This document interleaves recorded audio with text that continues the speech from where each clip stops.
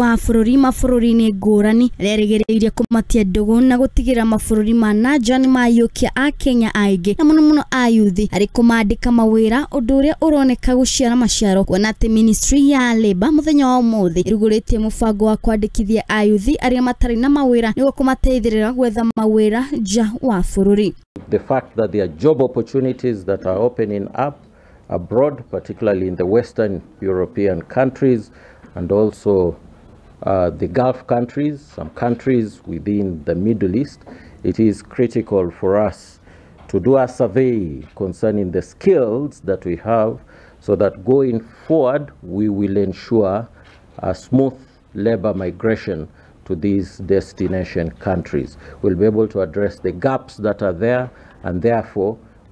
this will assist us in terms of the plans that we have to have as many of our young people take up those opportunities that are opening up as many as possible. Mũtongoria wa bũrũri oroho nĩ athanire ũbacĩrĩru wa kũmatha taranda na ũhũgĩrĩru wa mĩrutĩre ya wĩra kũrĩ ayuthi arĩa matarĩ na mawĩra na kũmandĩkithia na nĩguo gũkũrana nĩ kothi ĩrĩkũ tũrĩ nacio ta bũrũri na iria irabataranio nja wa bũrũri nĩguo gũtũma ayuthi aya mawĩra marĩa mamagĩrĩire ta ũrĩa PS ũyũ wa ministry ĩno aragĩtarĩria. Excellency the President,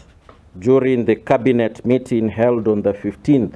of January 2024,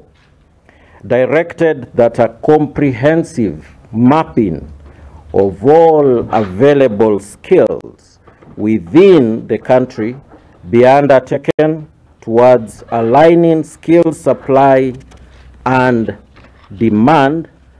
and to support the government skills migration agenda. In this context, data shall be mined from the near miss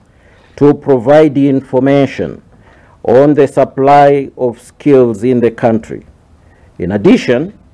data on the demand of skills shall be mined from the near miss based on job orders, job opportunities, and annual employment return. Ministry ĩno nĩ ĩranĩire gũtwara na nja ayuthi makĩria ma milioni ĩmwe harĩ o mwaka arĩa marĩandĩkagwo wĩra mabũrũri-inĩ ma nanja kuona atĩ ta bũrũri wa Germany nĩ wandĩkithĩtie mawĩra ma andũ makĩria ma milioni 2 a kuma mabũrũri ma nanja makiuga ĩno nĩ ta njĩra ĩmwe ya thirikari nene na kũrũa na wagi wa mawĩra bũrũri-inĩ wa Kenya. We intend to export on a minimum owing to the situation the way it is currently, at least 1 million. Telling us that there are about 2 million jobs that are open in the German market for the international labor market. This initiative